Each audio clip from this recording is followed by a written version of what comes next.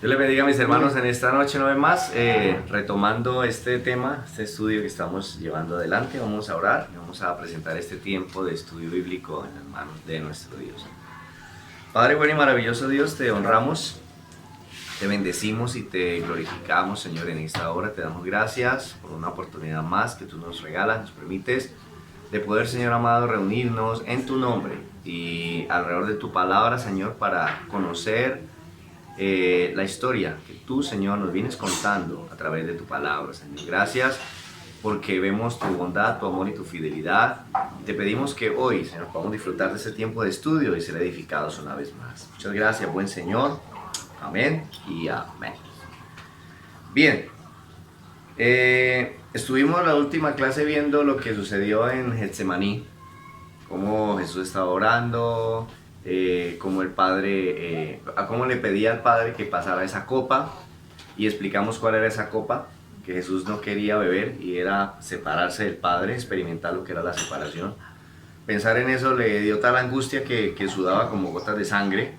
Luego dice que el Padre envió, le mostró su amor enviando unos ángeles para fortalecerle. Y de ahí entonces nos vamos para Marcos capítulo 14. Marcos capítulo 14, verso 43 al 52. O sea que él sí estuvo separado del Padre, no se sabe cuánto tiempo. Vamos a mirar. Vamos a mirar si estuvo separado y cuánto tiempo. Marcos capítulo 14, verso 43 al 52.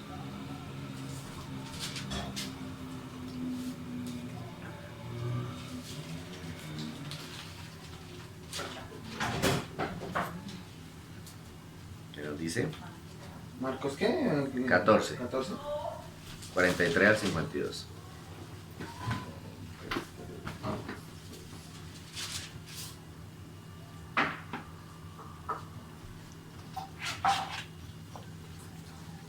Luego, hablando aún, vino Judas, que era uno de los 12, y con él mucha gente con espadas y palos de parte de los principales sacerdotes, y de los escribas y de los ancianos. El que le entregaba les había dado señal diciendo: al que yo besare, ese es, prendedle y llevarle con seguridad. Y cuando vino se acercó luego a él y le dijo: maestro, maestro, y le besó. Entonces ellos le echaron mano y le prendieron.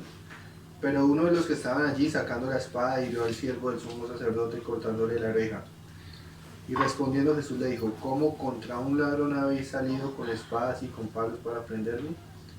Cada día estaba con vosotros enseñando en el templo, y no me prendisteis, pero es así para que se cumpla la escritura. Entonces todos los discípulos dejándole huyeron, pero cierto joven le seguía cubierto el cuerpo con una sábana y le prendieron. Mas él, dejando la sábana, huyó desnudo. Ok. Vemos entonces que vienen por el Señor, ¿cierto? Ya en el huerto. Dice que entonces uno de sus discípulos, cuando vio que venían a prenderlo, le cortó la oreja a uno de los hombres que estaban allí, al siervo del sacerdote. Que vemos que en medio de la angustia que Jesús estaba padeciendo, viviendo, lo que va a enfrentar, ¿para qué tuvo tiempo Jesús en medio de su angustia? Para escapar. ¿Qué hizo?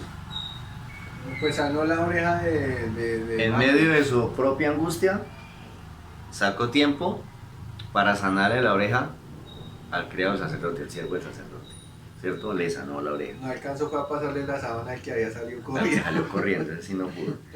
¿Quién impulsaría a estos hombres a matar a Jesús? El sumo sacerdote. ¿Quién estaba detrás de todo eso? ¿Quién quería? Satanás. El diablo, Satanás, estaba impulsando a estos hombres. Los soldados y la gente que venía ahí, de entre todos los que estaba Jesús, lo conocían. O sea, podían decir: él es, Sí, cójanlo. todos lo conocían. ¿Para qué entonces el beso? No, porque como dice que Judas les dijo que al que yo besare, Ah. una señal. Entonces, los que fueron a prenderlo no podían conocerlo. Lo veían a todos como iguales ahí, pero ¿cuál de todos es? Por eso es que Judas tiene que dar una señal, y es el beso, ¿cierto? El beso, esa fue la señal. ¿Qué dice que hicieron sus discípulos cuando aprendieron al maestro? ¿Huyeron? Huyeron, se fueron, todos salieron corriendo. ¿Se sorprendió Jesús de que sus discípulos se hubiesen ido? No, ¿Por qué no? Porque él ya les había dicho que eso iba a pasar. Zacarías 13:7. Zacarías 13:7.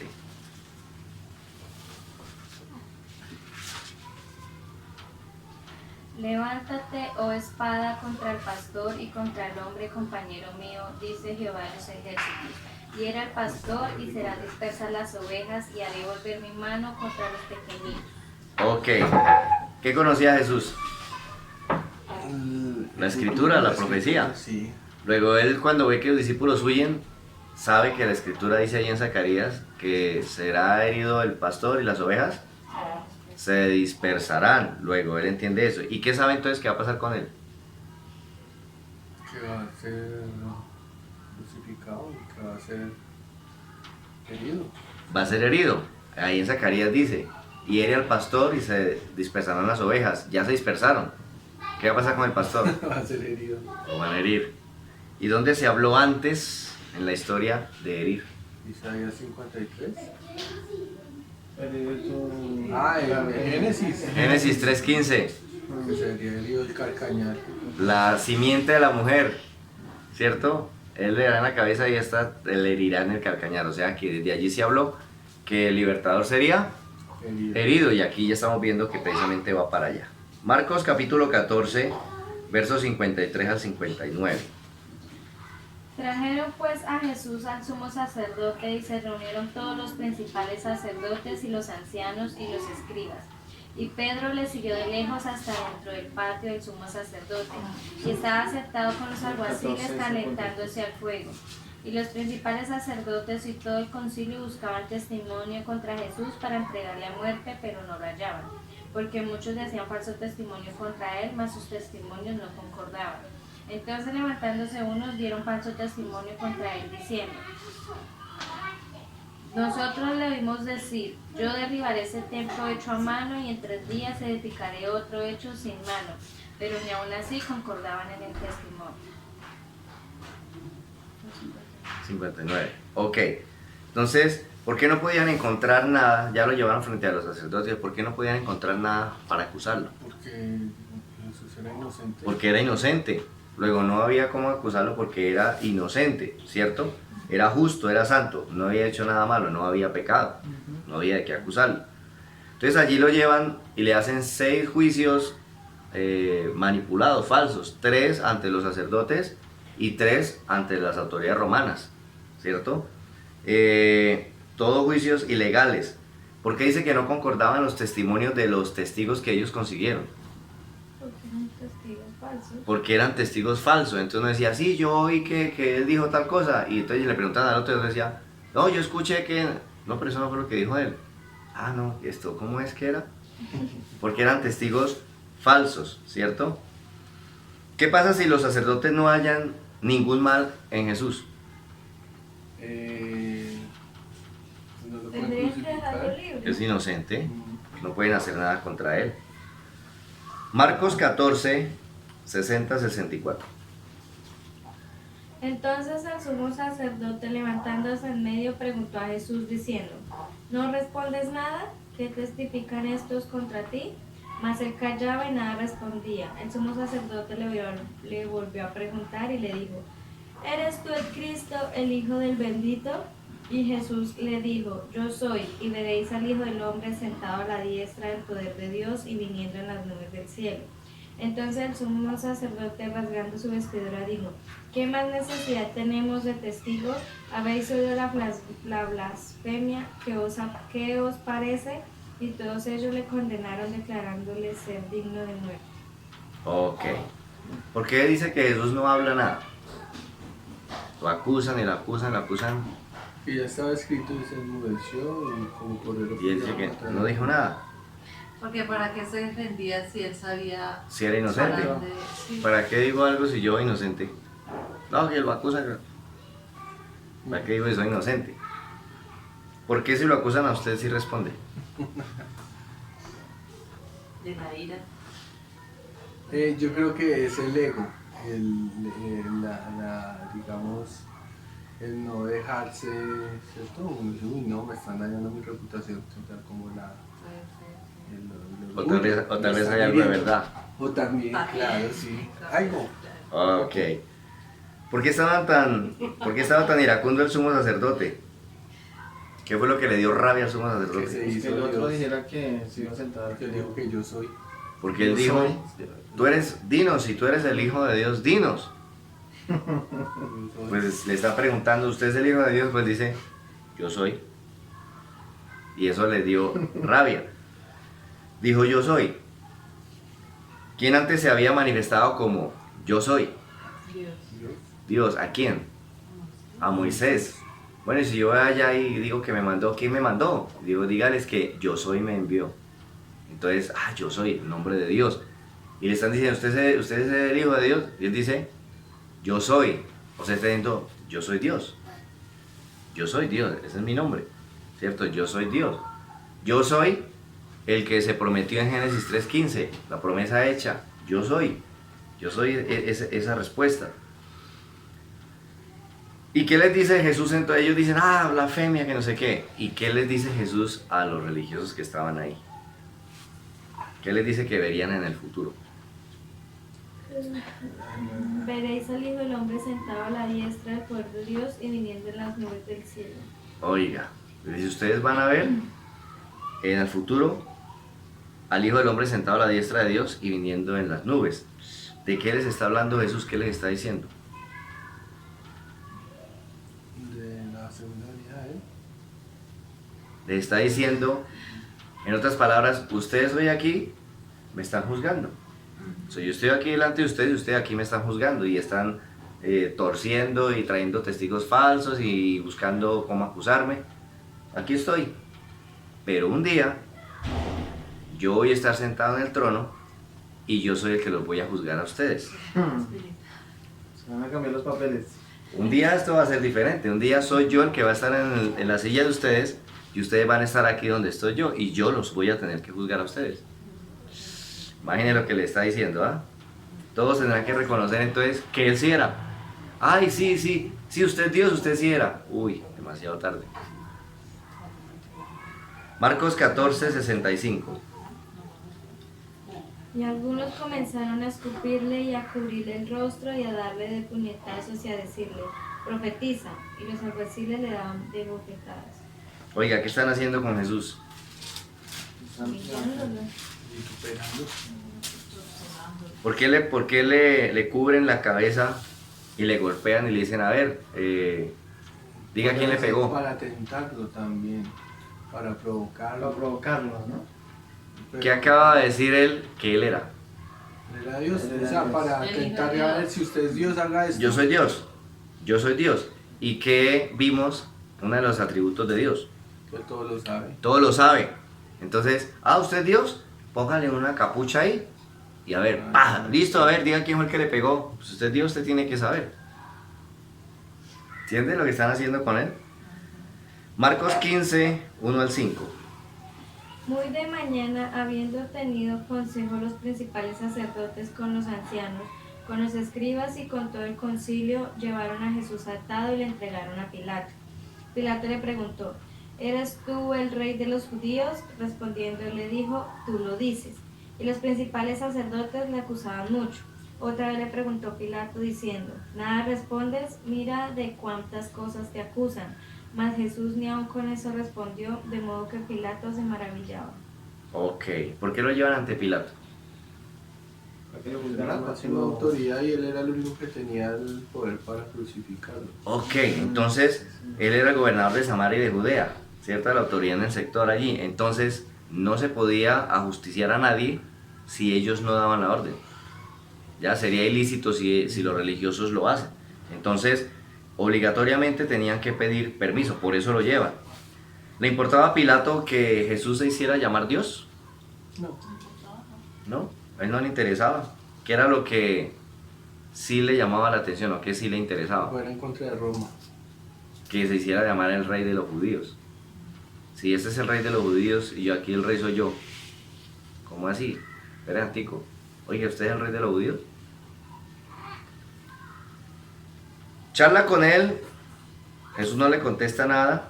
¿Y qué dice que fue Jesús para Pilato? ¿Cómo lo vio? Maravillado. Se maravillaba, o sea, para Pilato ese hombre era un hombre maravilloso, o sea, ¿qué tipo? No era una amenaza, era un hombre maravilloso. ¿Ok? ¿Se sentiría angustiado Jesús en medio de lo que estaba pasando? Tal vez. Isaías 53:3. Isaías 53:3.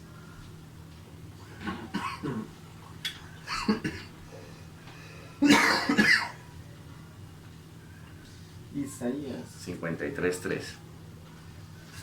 Despreciado y desechado entre los hombres, varón de dolores, experimentado en quebranto, y como que escudimos de él el rostro, fue menospreciado y no lo estimamos.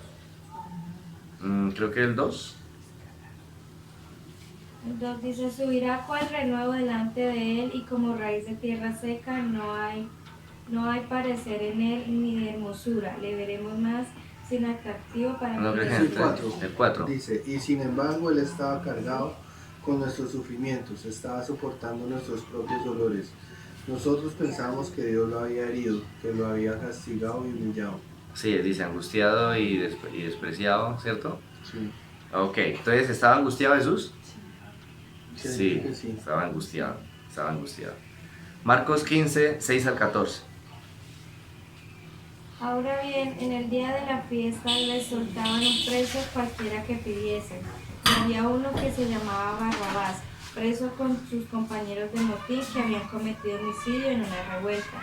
Y viniendo la multitud comenzó a pedir que hiciese como siempre les había hecho. Sí, hasta el 14. Y Pilato le respondió diciendo, ¿queréis que os suelte al rey de los judíos? Porque conocía que por envidia le habían entregado los principales sacerdotes. Mas los principales sacerdotes incitaron a la multitud para que le soltase más bien a Barrabás. Respondiendo Pilato les dijo otra vez, ¿qué pues queréis que haga del que llamáis rey de los judíos? Y ellos volvieron a dar voces, crucifícalo. Pilato les decía, Es decir, pues qué mal ha hecho, pero ellos gritaban aún más, crucifícalo. Y Pilato, queriendo satisfacer al pueblo, le soltó a Barrabás y entregó a Jesús después de azotarle para que fuese crucificado. Entonces los soldados le llevaron dentro del atrio, esto es el pretorio, y convocaron a toda la compañía. Y le vistieron de púrpura y poniéndole una corona teñida de espinas, comenzaron luego a saludarle, salve, rey de los judíos. Y le golpeaban en la cabeza con una caña y le escupían, y puestos de rodillas le hacían reverencias. oiga. Entonces, está ahí con Pilatos y como se acerca la fiesta, entonces dice, bueno, yo acostumbro congraciarme con la gente, entonces yo acostumbro poner 2 presos ahí y el que la gente pida a ese le suelto. Y bueno, vamos a ver cómo sacamos aquí a Jesús de esta situación. Entonces tráigame al más malo, ¿cuál tenemos ahí? Barrabás, un asesino, un sedicioso, ese tipo es perverso. Tráigame a ese, póngalo ahí al lado.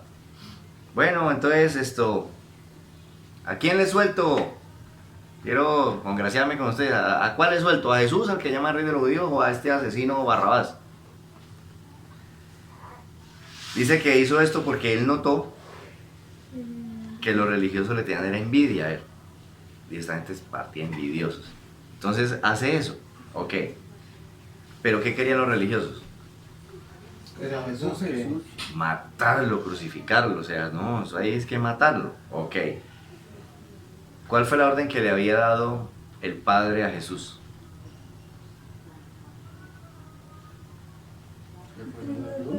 Ponga su vida. Ponga su vida que yo la voy a dar. Y él aceptó. Ok. Ponga su vida. Entonces, comienzan a incitar a la multitud y la multitud comienza a decir, no, suéltenos a Barrabás. Suéltenos a ese asesino. Bueno, ¿y qué hago con Jesús? Y empezaron todos a gritar, crucifíquele. Ok. Entonces, la orden que recibió Jesús del Padre fue, ponga su vida. Recuerde que Juan dijo, Él es el Cordero de Dios, que quita el pecado del mundo. Listo. ¿Cómo moría el Cordero? Sacrificado. Degollado. Sí. Degollado. ¿Qué están gritando la multitud? Crucifíquenlo, crucifíquenlo. Era el peor y más bochornoso, aparte del más doloroso, el más bochornoso y el más lento, y más trágica manera de justiciar, de morir. Ya era lo peor. El cordero se degollaba. Pero al cordero de Dios le están diciendo, crucifíquenlo, exhíbanlo. ¿Ok? ¿Lo valoran como el cordero? ¿Están valorando a Jesús como el cordero? No, ¿Qué se hacía con el cordero? lo degollaban. ¿Pero qué se hizo allí en la Pascua? Se comía. ¿Lo tomarán el día 10? Mm, Y lo guardarán en su casa hasta el día 14. Recuerdan que dijimos que ese cordero se convirtió en el consentido de la casa, porque es que ese va a morir por los primogénitos de la casa. Luego no puede estar herido, ni lastimado, ni partido. De hecho, toca cuidarlo como un niño bonito estos 4 días, porque él va a morir en lugar de los primogénitos. ¿Cuánto cuidado? ¿Cuánto valoraron a ese cordero? Totalmente. ¿Están valorando al cordero de Dios? no, porque No. le dieron una rata. Le dieron, pero durísimo. Lo volvieron a... Esa es una de las razones por las cuales los judíos no reconocen a Jesús como el Cordero o el Mesías Salvador. Porque es que un hombre vuelto pedazos como le dieron. ¿Qué cordero perfecto ¿y en el es? Antiguo Testamento hay alguna tipología de la cruz? ¿De la cruz? No. O sea, Porque siempre los sacrificios eran degollados. lo que más se habla o sea, lo que más se asemeja a, digámoslo así, de pronto a la muerte que va a tener Jesús en la cruz, es cuando se levanta la serpiente en el desierto, levantada en un una asta. única, ¿cierto? Probablemente, digámoslo así, Dios ya venía hablando de lo que iban a hacer con él, porque él enseñó que el cordero se degollaba, ¿ve? Pero al hablar de la serpiente... Una simbología ahí que dijera, no, ahí con la cruz desde el Nuevo Testamento. No, Que no, porque... viniera algo... No, esa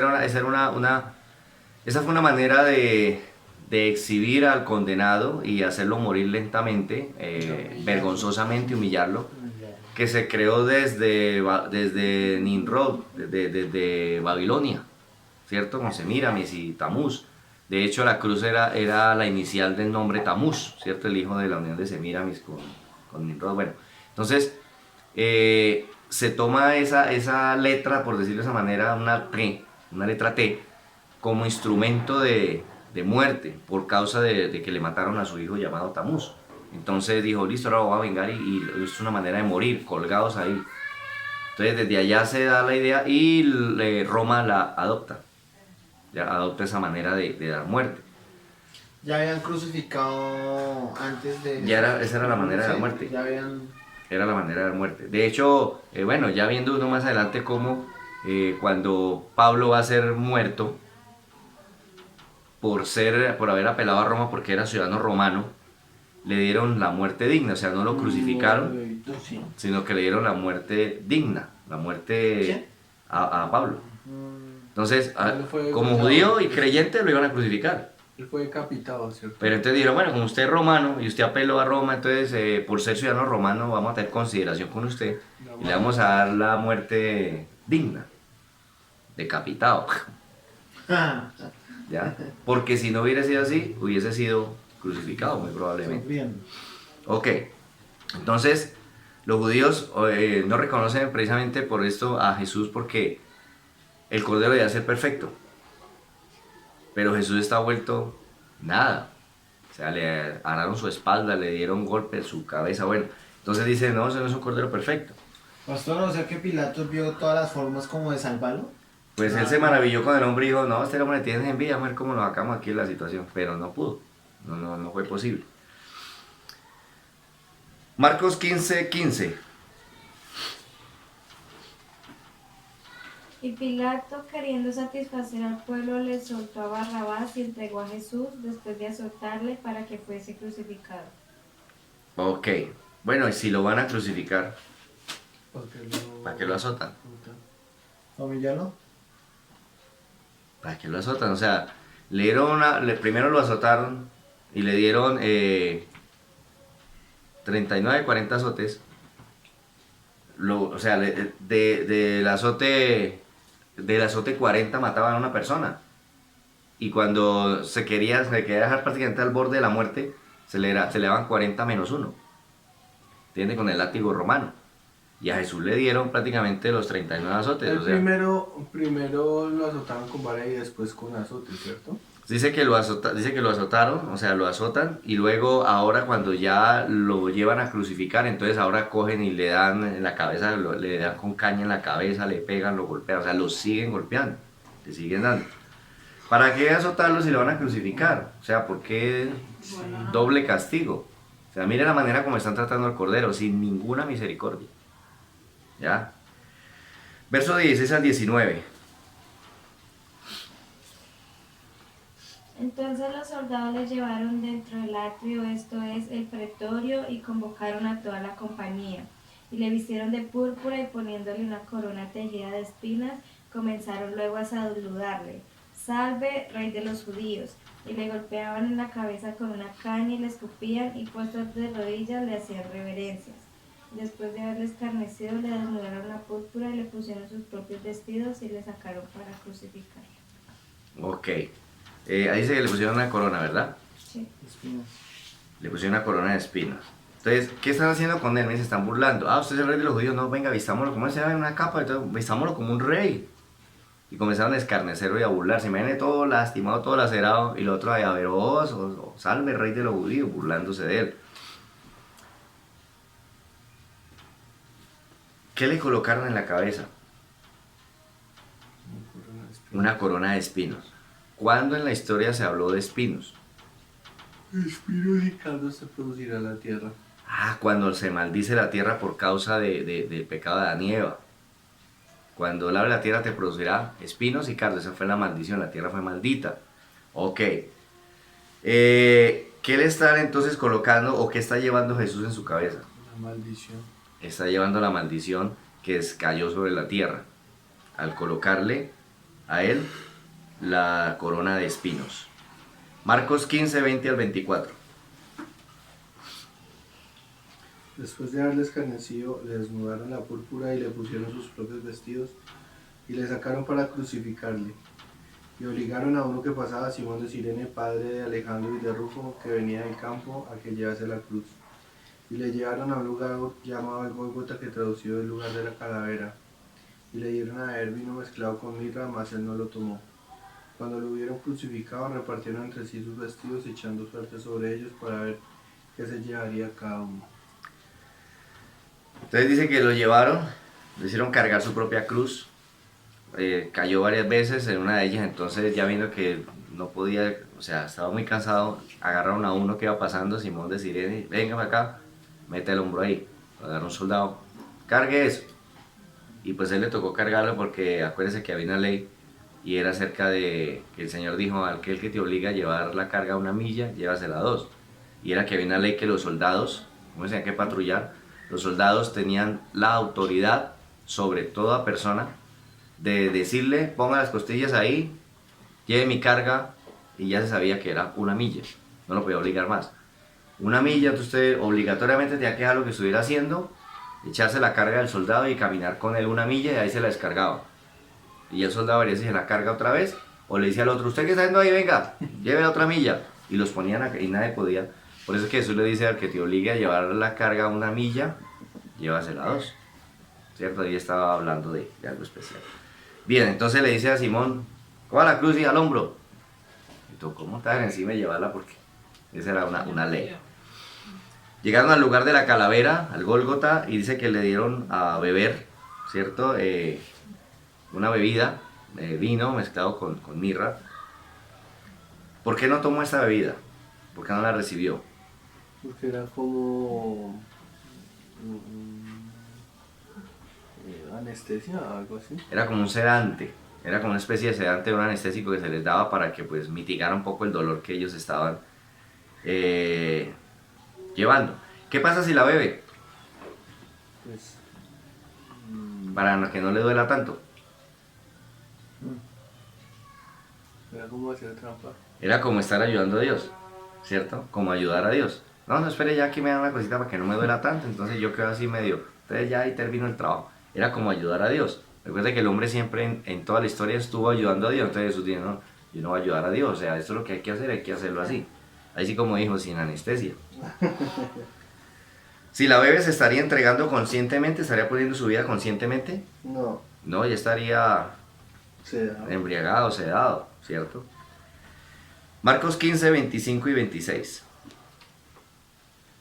Era la hora tercera cuando le crucificaron, y el título escrito en su causa era El Rey de los Judíos. Ok. ¿Qué placa le colocaron a Jesús? El rey de los judíos. En la cruz le pusieron una placa encima, el Rey de los Judíos. Eran las 12 del mediodía. ¿Para qué se usaba esa placa? ¿Qué se hacía con esa placa que se colocaba sobre la cruz, sobre el crucificado? Era la pena por la cual estaba muriendo. Se escribía por qué causa este está colgado ahí. Entonces el que pasaba y veía, por ejemplo, vio al uno colgado ahí, leía ladrón. Ah, no, es que ya lo merece. Y usted muestre, ladrón. No, es que, claro, ya le tocó, ¿cierto? Pero cuando leían la de Jesús, ¿qué decía? El Rey de los El Judíos. rey de los Por judíos. ser rey de los judíos. No había ninguna acusación. Rey de los judíos. ¿Qué acusación era esa? Debía, por ejemplo, los sacerdotes pudieran haber dicho, póngale ahí blasfemo o lo que sea. Pero Pilato dijo, no, ¿sabe qué? ¿A qué me la chispa esta gente? Póngale ahí rey de los judíos. Rey de los judíos no es ninguna acusación, no es ninguna falta, no es ningún pecado, no es nada. Luego, quien veía la cruz, veía a Jesús y leía la placa, entendía que ese hombre que está muriendo ahí es un inocente, no hay ninguna culpa escrita en la cruz, entonces ¿por qué está muriendo? Es inocente, eso es lo que decía ahí. 2 ladrones culpables y un inocente, porque está inocente ahí. Si nos colgara a nosotros, ¿qué debía decir nuestra placa? Culpable de todos los pecados. Dice, no, en la placa no cabe, Etcétera. en la placa no cabe. Deje la placa con una memoria USB ahí pegada para que la abran. Dice, violó los 10 mandamientos y más. Marcos 15, 27 y 28. Crucificaron también con él a 2 ladrones, uno a su derecha y el otro a su izquierda. Y se cumplió la escritura que dice, y fue contado con los inicuos. Ok, ¿cómo veían a Jesús las gentes que se culpaban ahí? Como un inicuo, porque está en medio de 2 ladrones, es un pecador. Está en medio de 2 pecados, o sea, están muriendo ahí los malos, los perversos. Ahí ese es uno también. Dice que para que se cumpliera la escritura, en Isaías 53 dice precisamente que fue en su muerte y fue contado con los inicuos, con los pecadores, fue puesto entre los pecadores. Ok, se está cumpliendo lo que se había dicho. Marcos 15, 29 al 32. Y los que paseaban le injuriaban meneando la cabeza diciendo, bah, tú que derribas el templo de Dios y en 3 días lo reedificas, sálvate a ti mismo y desciende de la cruz. De esta manera también los principales sacerdotes, escarneciendo, se decían unos a otros con los escribas, a otros salvó, a sí mismo no se puede salvar. 32. El Cristo Rey de Israel descenda ahora de la cruz para que veamos y creamos. También los que estaban crucificados con él le injuriaban. Oiga, se lo están injuriando, se están burlando, ¿verdad? ¿Por qué tenía que morir Jesús? Para cumplir un propósito. Por los pecados de la humanidad. A eso vino, a cumplir ese propósito, morir por los pecados de la humanidad. ¿Por qué muerte?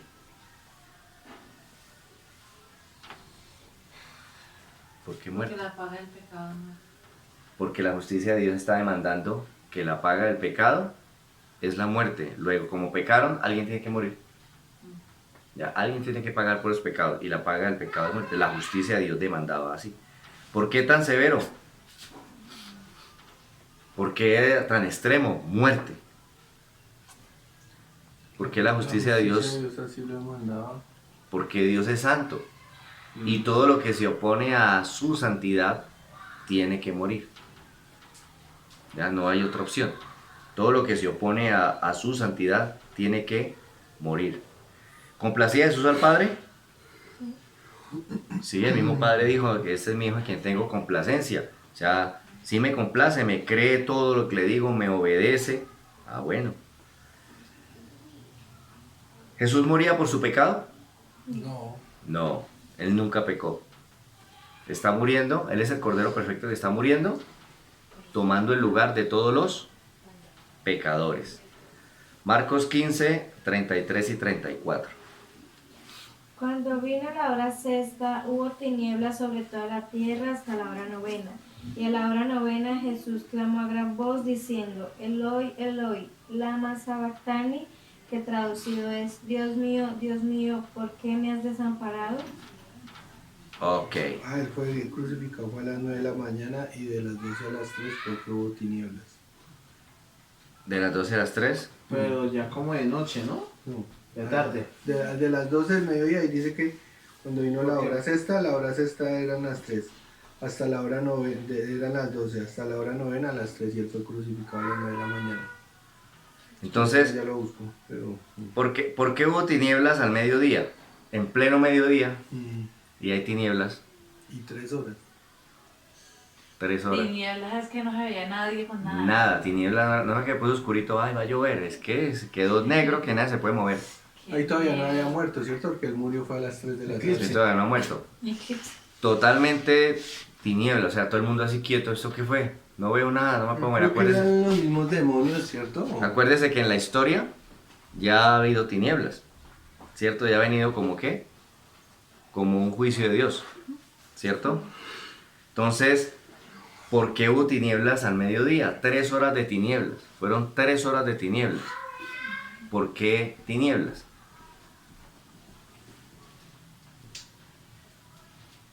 ¿Cuál es la razón? Castigo también, porque también era una de las plagas. ¿Cuál es la razón por la cual existe o hay en algún momento tiniebla? Porque no hay luz. Porque la luz no está. Porque la luz no está. Ok.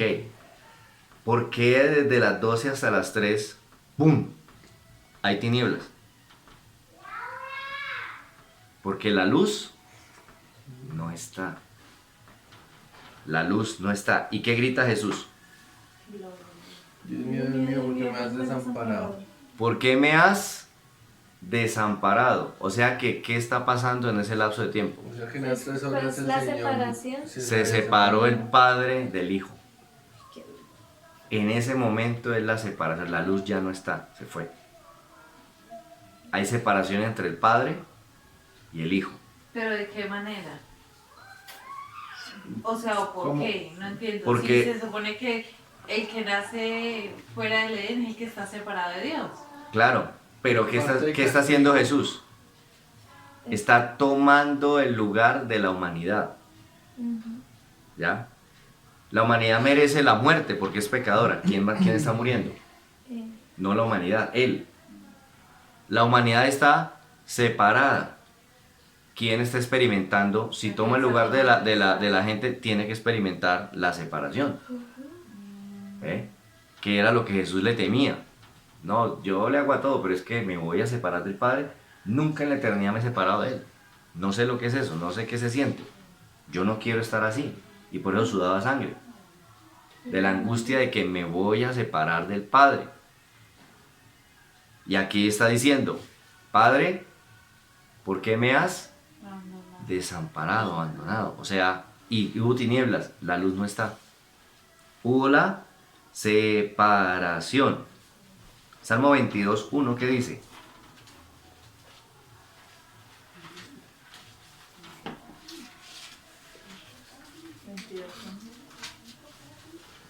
Dios mío, ¿por qué me has desamparado? ¿Por qué estás tan lejos de mi salvación y de las palabras de mi clamor?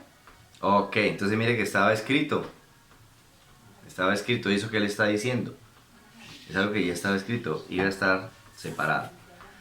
El Padre se fue, hay separación. ¿Qué estaba, o mejor, qué sucede en el momento más difícil de Jesús? ¿Qué sucede? Está abandonado. El Padre lo deja. Ahí entra como angustia Jesús. Pues está experimentando lo que Creo nunca entonces quiso también le dio experimentar. angustia al Padre, ¿cierto? Entonces ahora esto es interesante, ¿cierto? Nosotros miramos el sufrimiento de Jesús. Está muriendo, está lastimado, está muriendo, pero está experimentando el estar separado del Padre. Pero espere, el Padre está experimentando estar separado del Hijo. Luego no solo Jesús está sufriendo, el Padre también. Ahora, mire eso, en el momento más difícil de Jesús, el Padre lo deja, se va. En el momento más difícil. ¿Pero por qué lo hace? Que duele ver el hijo así, mira. Recuerde que Dios es santo. Ah, Es una característica de Él. Él es santo. Y Él está tomando el lugar del pecador, de toda la humanidad. Está tomando el lugar de los pecadores. Luego, tiene que hacer una separación. La santidad de Dios se separa. También está sufriendo. Como padre, ve sufrir a su hijo inocente, tomando el lugar de los que sí son malos, Una injusticia. y siendo Dios, teniendo todo el poder de hacer así, y rescatar a su hijo, quitarle el dolor, sacarlo de esa cruz y dejarlo para hacer un instante más, y tiene que irse y dejarlo a su suerte, sabiendo que Él puede hacer lo que sea, pero no puede ir en contra de lo que es. Soy Dios, soy santo, tengo que retirarme porque Él está tomando el lugar de los pecadores. Los pecadores están separados, pero tengo que irme. Entonces el Padre también está sufriendo. Él está tomando, entonces Jesús está tomando el lugar separado de toda la humanidad. Recuerde que es el libertador. Entonces tiene que venir a tomar el lugar del hombre. O sea, el hombre hizo el daño, el hombre tiene que resarcirlo. Y por eso Jesús es ese hombre que está tomando ese lugar. Marcos 15:37. Mas Jesús, dando una gran voz, expiró. Dio una gran voz y expiró. San Juan 19:30.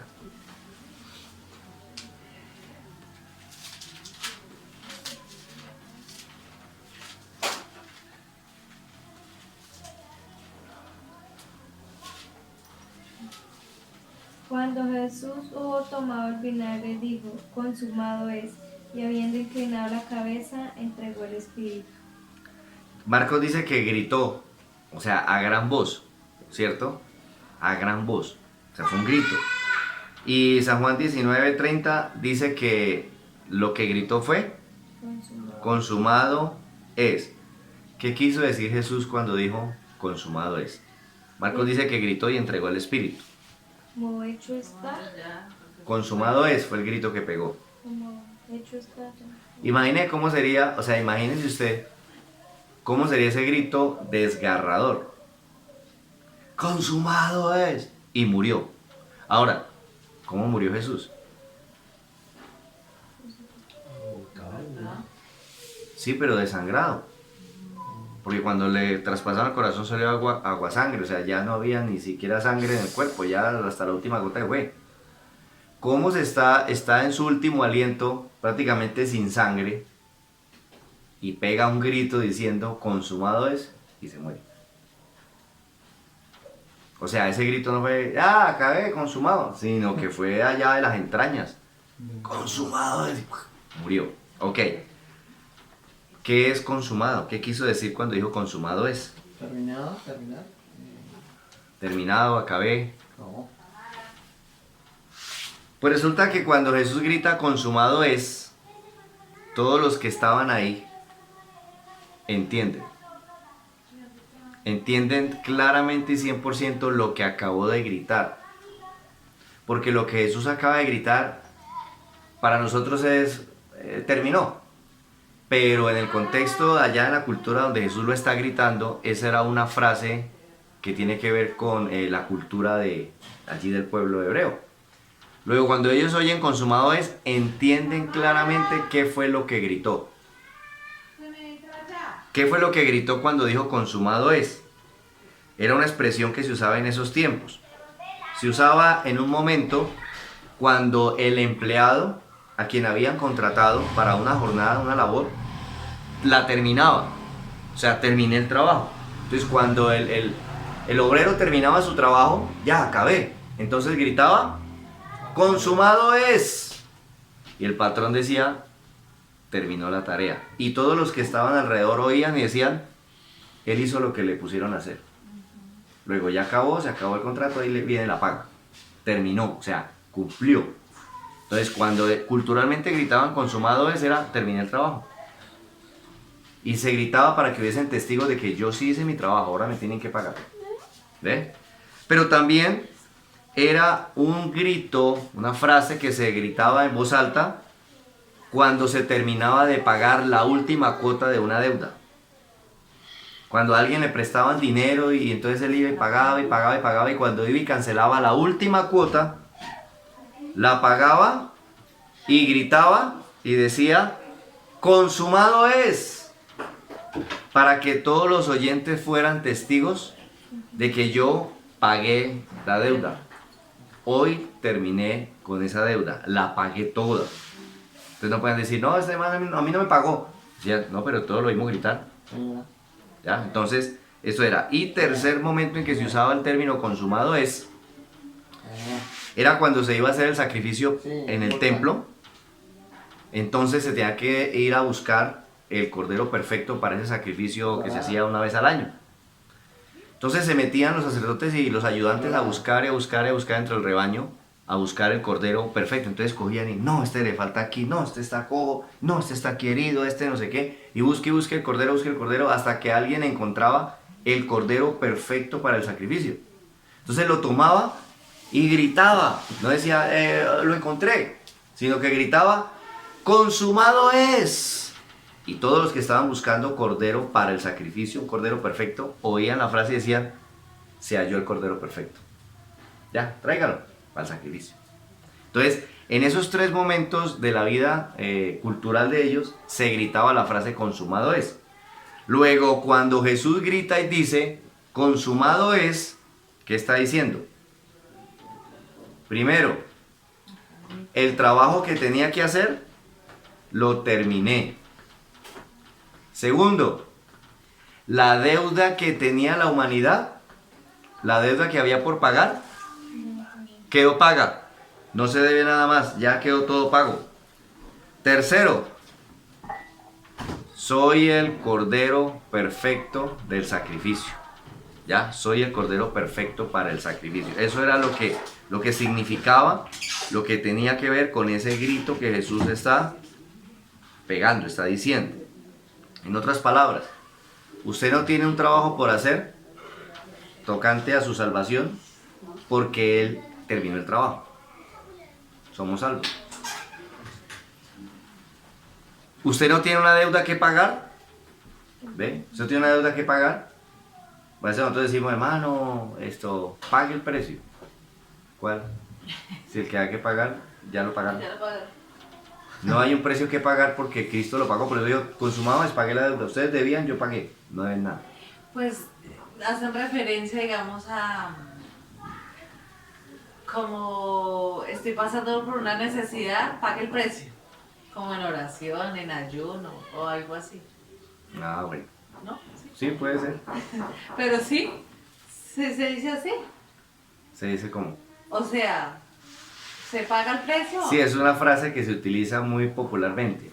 Pague el precio, pague el precio. Tocante la salvación, el precio que hay que pagar ya he pagó. ¿Entiende? O sea, ya no hay más precio que pagar. ¿Cuál precio paga usted para ser salvo? Ninguno. Ya está pago.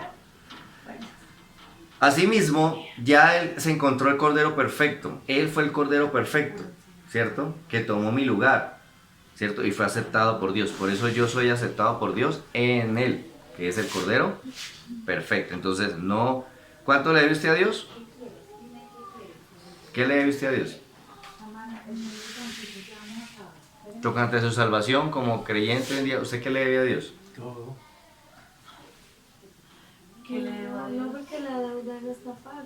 No le debo nada, porque la deuda mía, él gritó, consumado es, la pagué. Yo lo único que digo es, ya pagó. Luego yo a Dios no le debo, tocante a mi salvación, no le debo, porque Él ya pagó, Cristo ya pagó. Si no, entonces ¿para qué vino? ¿Entiende? Sería como que Cristo vino a la cruz y pagó por mi pecado. Yo ahora soy creyente y estoy buscando la manera de cómo pago por mi pecado. Pero ¿cómo va a pagar por mi pecado si ya está pago? ¿Se entiende? Ya Él pagó. Entonces por eso Él dice, consumado es, no hay más deuda. Consumado es el trabajo que había que hacer, ya lo hice. Consumado es el Cordero perfecto que Dios recibe, ya se encontró. Soy yo. ¿Ok? Entonces el precio se pagó completo. Él tomó el castigo que debía venir sobre nosotros. ¿Ok? ¿Qué llevó Jesús en la cruz? El pecado. Él llevó el pecado. Lleva la cruz. La maldición, la pobreza. O sea, si usted coge el corderito, ¿cierto? Y le escribe adúltero, fornicario, mentiroso, ladrón, violador, asesino, y luego lo va a sacrificar como el cordero perfecto. ¿Sirve? No es perfecto. ¿Por qué no es perfecto? Porque tiene todos los pecados. ¿Cómo debía ser el cordero? Sin mancha. Limpio y sin mancha. ¿Ok? Luego, ¿qué fue lo que llevó Jesús en la cruz? El pecado. Esto es interesante porque nosotros tenemos la idea de que Jesús en la cruz se le montaron encima y se le botaron por encima todos los pecados.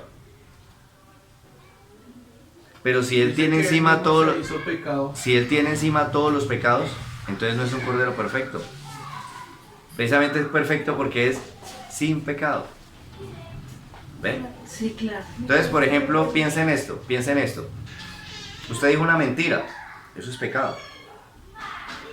Ah, pero Cristo va a ir a la cruz. Entonces, ¿cómo le pego esa mentira a Él? Para que Él la lleve. ¿Cómo hago? ¿A dónde la recojo Dice para ir a que pegársela? Él mismo se hizo pecado. Vamos para allá. Entonces, pensamos que Cristo en la cruz, a Él se le volcaron encima, se le chorrearon encima todos los pecados de la humanidad. Y Él estaba ahí, todo chorreado de pecados de la humanidad. Pero si tiene los pecados de la humanidad, no es perfecto. Entonces, no sería perfecto. Entonces, ¿qué es lo que Él está llevando? La carga de los pecados, Vamos a ver, 2 Corintios 5:21. como el sufrimiento, como Vamos a ver. 2 Corintios 5:21. Al que no conoció pecado, por nosotros lo hizo pecado, para que nosotros fuésemos hechos justicia de Dios en él. Ok, al que no conoció pecado, por nosotros lo hizo pecado. ¿Dios hizo pecado a Jesús? No entiendo. sí, Al que no conoció pecado, por nosotros lo hizo pecado, para que nosotros fuésemos hechos justicia de Dios en él. ¿Dios hizo a Jesús pecado? sí, pues él dice. Sí, porque dice que lo hizo pecado. Ok, entonces si Dios hace a Jesús pecado, ¿sirve como cordero para el sacrificio? No, No, ya no sirve. ya no estaría Ya no, perfecto y ya no es perfecto, ya no sirve. entonces. Y entonces no se pierda la próxima. No, ¿Quién cometió todos los pecados? la humanidad. El hombre, ¿cierto? La humanidad, el hombre, perfecto. ¿Quién debe recibir el castigo por el pecado? La humanidad. La paga del pecado es Muerte. muerte. El hombre pecó, ¿qué debe recibir? Muerte. La muerte. Es correcto, es correcto. Entonces, el castigo lo recibe el hombre que cometió el pecado. Pero aquí dice que Dios a Jesús lo hizo pecado. Pero si lo hace pecado, si lo convierte en pecado, ya no sirve. Entonces, ¿qué es lo que está diciendo ahí? Lo que está diciendo es cómo Dios está tratando, como Dios Padre, cómo está tratando a su Hijo. ¿Quién cometió el pecado? El hombre. ¿quién merece el castigo por el pecado? El hombre. Pero ¿qué lugar está ocupando Jesús en la cruz? El hombre. El del hombre. Luego aquí el problema, y es que ahí es donde tenemos la confusión. Nosotros pensamos que el problema que Dios tenía con la humanidad es que la humanidad le llenó el mundo de bolsas negras de pecado llenas hasta el tope. Entonces usted está diciendo, ¿yo qué hago con todo este poco de mugre que ustedes me dejaron? No, no, esto hay que ponérselo encima a alguien. Ahí está Jesús, bótenselo a él. Es que el problema que el Padre tenía, o Dios tenía con la humanidad, no es qué hago con los pecados que cometen. No, ese no es el problema. El problema que tienen con Dios es quién paga eso. ¿Quién paga esos pecados? Porque recuerde que el Cordero cubría, pero eso, la deuda estaba ahí. Entonces eso alguien lo tiene que pagar algún día. Tápelo tantico para que viva, pero esto me lo tiene que resolver. ¿Quién paga por esos pecados? La paga el pecado es muerto, y yo no veo ninguno muerto. Y aparte de eso que tenían que acercarse nuevamente a Dios. Entonces, ¿de qué manera? ese era el medio para que puedan acercarse. Pero alguien tiene que pagar por eso. Entonces el problema con Dios no es quién cometió todo esta montonera de pecados. No, pues ya los cometieron. O sea, es que si alguien dijo una mentira, ya la dijo. Ya que- Él pecó, o sea, lo que hizo fue en contra de Dios. O sea, pecó ya, le faltó a Dios. Pero esas palabras ya se fueron. ¿Cómo las recojo para pegárselas a eso en la cruz? No las puedo recoger, eso ya se cometió. ¿Ya? Entonces el problema con Dios no es ¿qué hago con los pecados?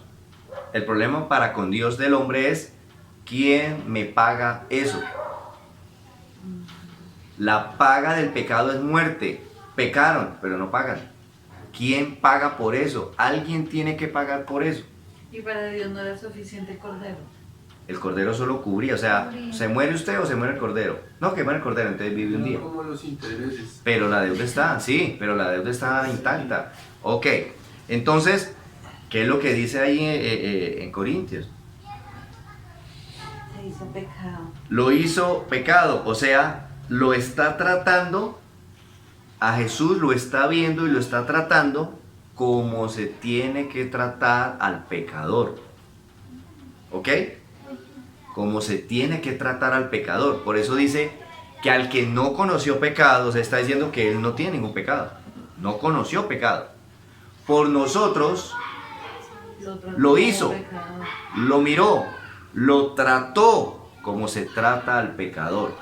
En otras palabras, hijo, usted no ha cometido ninguna falta, pero ¿está seguro que usted va a tomar el lugar de ellos? Porque toca castigarlos duro. Si yo tomo ese lugar, entonces denle con todo. Entonces no está diciendo que lo volvió un pecado o que lo llenó de pecados.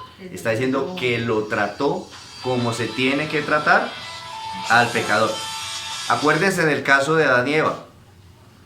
¿Quiénes cometieron el pecado? Adán y Eva. ¿Y cómo trató a los corderos inocentes? Para arrancarles la piel y hacer las túnicas. Como se tenía que haber tratado a ellos. Ujú. El pecado de ellos, que fue no creerle a Dios y eso, comer del árbol, eso, no se lo pegaron a los corderitos. El pecado ya se cometió. ¿Quién lo paga? Entonces, para no acabarlos a ustedes, trato como se debió tratar a ustedes a los corderos para arrancar las pieles de las túnicas. Ellos pagaron por él. ¿Sí? Entonces ahora el cordero es Cristo. Lo están tratando como se tiene que tratar al pecador. Entonces no es que lo volvió pecado ni que le pusieron las bolsas de pecado encima, sino que lo trataron como se trata al que cometió todo eso. Porque él está tomando el lugar del que cometió todo eso. ¿Ok? Bien. Entonces, ¿qué fue lo que llevó Cristo en la cruz? ¿Qué fue lo que recibió? ¿Qué fue lo que recibió? El trato de- Solo la mirada, el trato sí. de Dios, O sea, El el trato- castigo. el castigo. ¿Qué fue lo que llevó en la cruz? Él llevó en la cruz la consecuencia de todos nuestros pecados. Ajá. Vea, por todo eso que ustedes hicieron, yo estoy pagando. La consecuencia de los pecados que se cometieron, no los pecados. Él no llevó en la cruz los pecados. Porque ¿para dónde lo llevaba? El problema no era quién lo recojo y para dónde me lo llevo. El problema es quién paga por eso. Entonces Jesús en la cruz está llevando la consecuencia de los pecados cometidos. Entonces, ¿qué es lo que está recibiendo eso en la cruz? El castigo que tiene que recibir el que lo hizo. ¿Ve? Eso sí es lo que... Por eso, cuando dice allí en Reina Valera lo traduce así, por nosotros lo hizo pecado. Entonces queda uno como, ay, sí, a Jesús lo volvieron un pecado completo. No. Otras traducciones lo hablan más claro y hablan de que Él está llevando es la consecuencia. Está cargando con la culpa que nosotros estamos cargando. Está recibiendo lo que nosotros tenemos que recibir. ¿Es justo Dios con Jesús al tratarlo así, de esa manera tan severa? No, no es justo. ¿No es justo? O sea, Dios es injusto. Pues sí es justo, Sí es justo. ¿Por qué? porque quiso Ay, llevarle la... Porque Él está tomando el lugar de la humanidad. Y así toca tratar la humanidad. Pues Jesús no hizo nada. Pero Él dijo, yo tomo el lugar de ellos. Entonces yo no puedo, o sea, sería injusto si Dios dice, no, es que esa humanidad en la cruz y lo va a volver nada.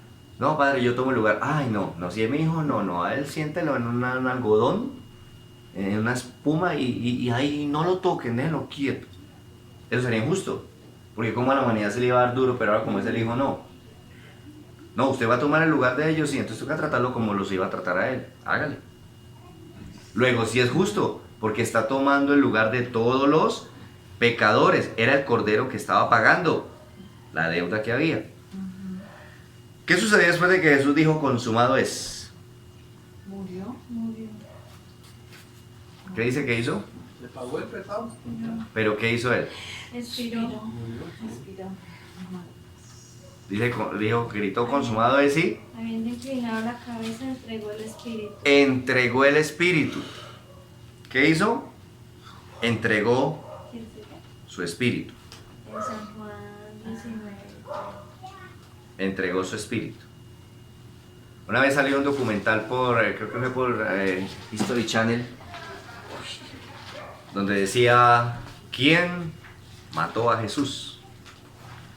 Entonces yo dije, ve, es interesante, vamos a ver la propuesta, porque el programa era un programa muy bien elaborado. Entonces habían teólogos de pesa, habrían arqueólogos, habían científicos, y cada uno expresaba y decía, creo que a Jesús lo mataron los religiosos porque ellos, y mostraban ahí la escena de cómo era y cómo la acusaban, y el otro dice, no porque eso y aquello, yo creo que a Jesús lo mataron los romanos porque ellos eran, y el tipo de muerte, y al final, después de casi 2 horas de programa, dicen, definitivamente no podemos decir quién mató a Jesús. Y yo dije, uy, perdí 2 horas viendo eso y no salían con nada. Pero resulta que la Biblia, o sea, no era necesario el programa. La Biblia lo resume muy fácil. ¿Qué hizo Jesús después de que gritó? Eso es el espíritu. Entregó su espíritu. Entregó su espíritu. ¿Cuál era la orden que se le había dado a Jesús? De su vida. Y yo se la vuelvo a dar. ¿Quién le quitó la vida a Jesús? Nadie. Nadie. Él la entregó. Él mismo la entregó. No se la quitaron. Profesor, que sí podía entregarla, nosotros no podemos entregar. Nosotros vamos a entregar. Él sí la entregó. Entregó su espíritu. ¿Sabe quién le quitó la vida? Nadie. Él la entregó. ¿Por qué la entregó? Porque está haciendo lo que el Padre le dijo. Entréguela y yo se la vuelvo a dar. Ok. Y él mismo dice, a mí nadie me quita la vida, sino que yo la entrego. Yo la doy. Yo de mí mismo. Oh, es porque esto recibí el Padre, dice. Que dé mi vida para volverla a tomar. ¿A quién se la entregó? Al Padre. Al Padre. ¿Dios Padre aceptaría ese sacrificio? Sí, Sí. ¿Por qué? porque era perfecto. Porque era perfecto. ¿Y Dios solo acepta Fue perfecto. lo perfecto? ¿Aceptó los delantales de Adán y Eva? No, ¿La ofrenda de Caín? no, ¿Aceptó Dios a Isaac cuando Abraham lo iba a sacrificar? no, ¿Acepta Dios sus sacrificios? no. Tampoco. Entonces, ¿qué acepta Dios? Solo Lo perfecto. Lo perfecto. O sea, ¿quién? A Jesús. A Jesús. En Parejo. general, En general.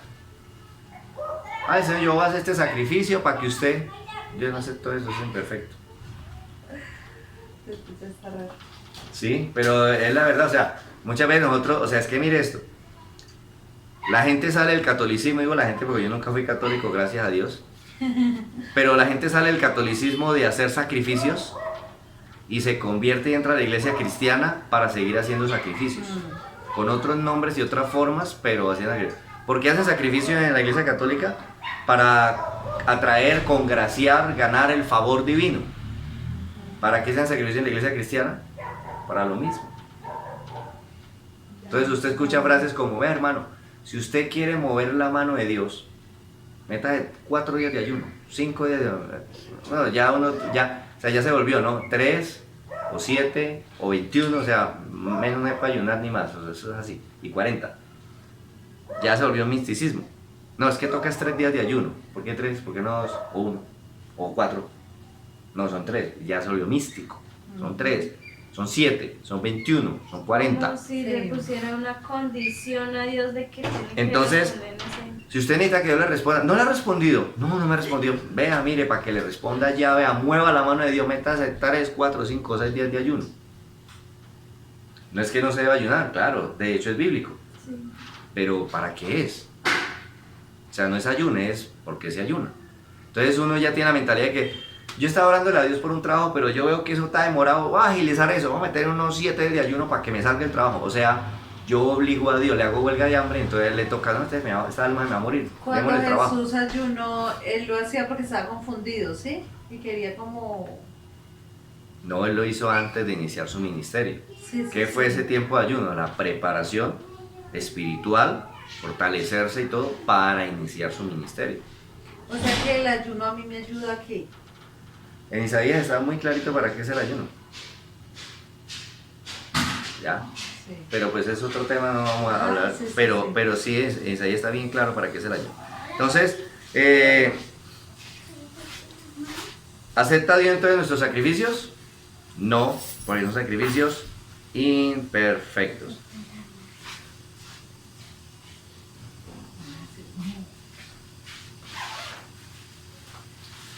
Marcos 15:38. Marcos 15:38.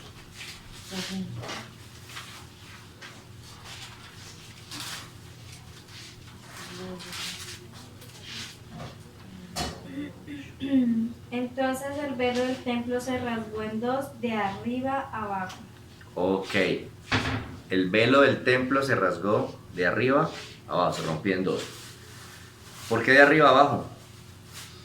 Era imposible que se rompiera, era fácil que se rompiera abajo arriba, pero arriba abajo no.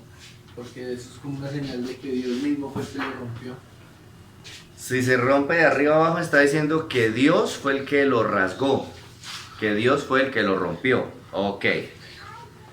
Cuando moría un cordero para el sacrificio, ¿se rasgaba el velo del templo? No, ¿Qué papel cumplía el velo del templo? separar el lugar santo del lugar santo. Separar el lugar santo del lugar santísimo. O sea, había una separación.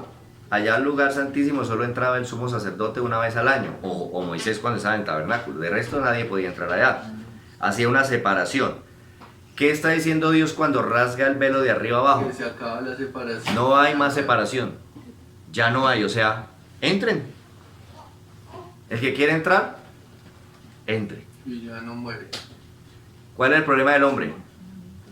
Que si entraba moría. Pero ¿cuál es el problema del hombre? El pecado. La separación. ¿Y qué está diciendo Dios ahora? Ya no hay separación. Ya no hay separación. Ya no hay separación. Ok. ¿Se puede entrar al lugar santísimo? Ahora sí. Ahora sí. ¿Hay condenación para el hombre? No, ya no. No, Jesús ya pagó. Luego entonces, no debería haber gente separada en el mundo, No. porque la separación se acabó. Mm. Pero ¿por qué entonces hay gente separada en el mundo? Porque no reciben a Jesús. Porque no reciben el cordero, lo que Dios proveyó para que entremos a la no separación. Acuérdense el caso de Caín. Hay que sacrificar cordero. Él dijo, no, yo sacrifico papayas y peras y frutas, ¿por qué no? Mm. Eso pasa en día. Venga, no es separación. El cordero es Cristo, entre. No, y si no quiere entrar, entonces siga separado. ¿Ve? ¿Qué sucederá con Jesús? ¿Lo dejarán en la cruz? ¿Lo sepultarán? ¿En la cruz quedó terminada la obra? ¿Faltó algo más? No, ¿Qué más quiero? No se pierda la próxima enseñanza. ¿Cuántos aprendimos el día de hoy? Me va a matar. Está bueno, ¿verdad? sí. Y se va a poner mejor.